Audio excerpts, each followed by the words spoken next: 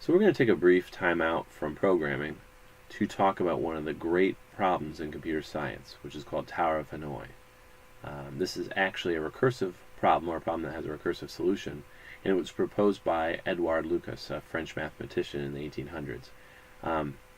Now, while it may be true that a French mathematician proposed this idea and shared it with the world, it's a lot more fun to think he was inspired by the mythology behind it, which is that somewhere in Southeast Asia, there's this great, I don't know, temple or maybe a tower like it's described. And inside that are all these Buddhist monks.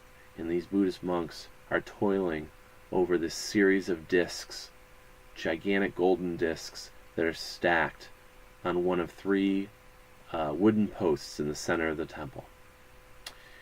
You know, I was thinking maybe it would look something like this.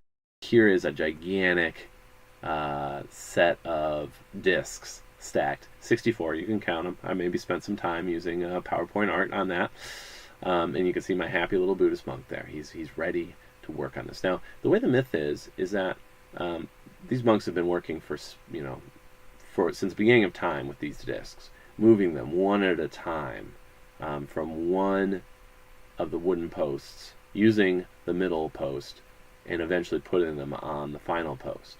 And they have to be stacked in the exact same order, and they have to follow the rule that a golden disc can only be stacked on another disc of a larger size. So you can't put a larger one on a smaller one, but you can do the opposite. Now, according to myth, once the Buddhist monks finish this task, the entire world will come to an end. It's a scary thought. I mean, they could be getting close right now. So as you start looking at the problem and looking at the videos that Dr. Peruli has for you, I want you to think about this issue. Let's say these monks can move one disc an hour. Okay? It takes them an hour to climb up on the ladder, get the last disc, think about where they're going to move it, eventually move it. So they're doing one an hour, 24 a day, right? 168 a week, I think. Okay, moving these discs slowly but surely.